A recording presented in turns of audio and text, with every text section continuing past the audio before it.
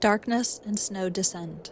The clock on the mantelpiece has nothing to recommend, nor does the face in the glass appear nobler than our own, as darkness and snow descend on all personality. Huge crowds mumble, "Alas, our angers do not increase. Love is not what she used to be."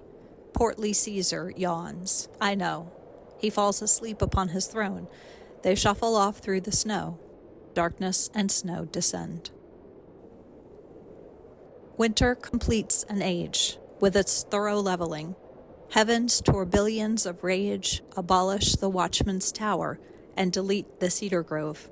As winter completes an age, the eyes huddle like cattle, doubt seeps into the pores, and power ebbs from the heavy signet ring. The prophet's lantern is out, and gone the boundary stone. Cold the heart and cold the stove, ice condenses on the bone. Winter completes an age. If, on account of the political situation, there are quite a number of homes without roofs, and men lying about in the countryside, neither drunk nor asleep, if all sailings have been cancelled till further notice, if it's unwise now to say much in letters, and if, under the subnormal temperatures prevailing, the two sexes are at present the weak and the strong, that is not all unusual for this time of year. If that were all, we should know how to manage.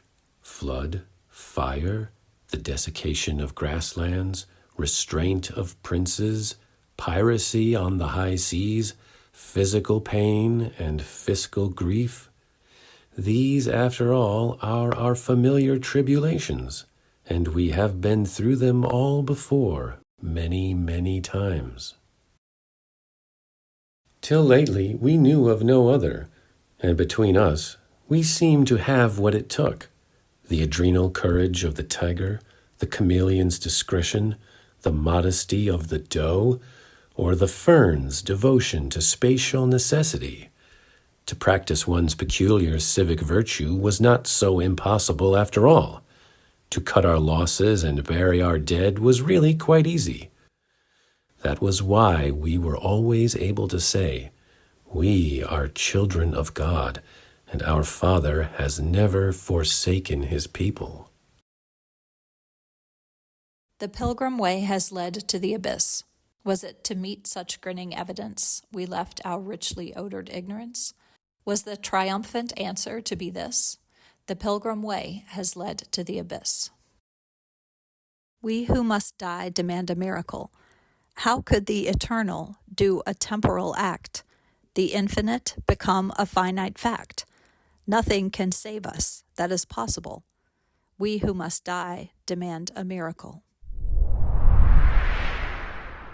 Mary, in a dream of love, playing as all children play.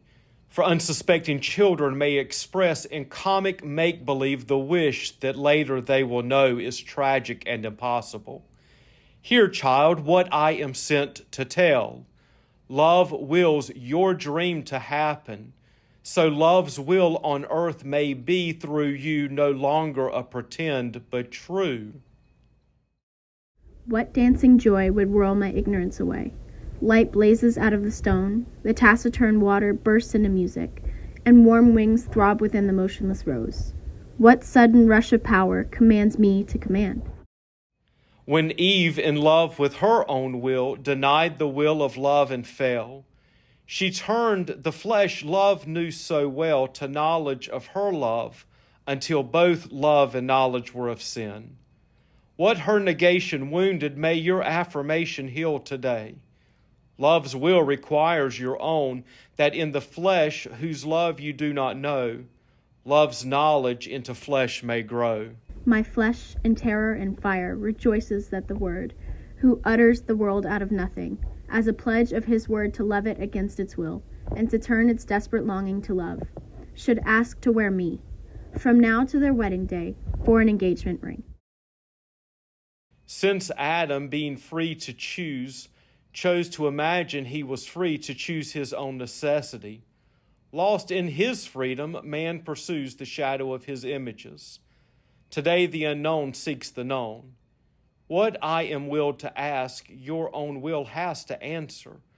Child, it lies within your power of choosing to conceive the child who chooses you.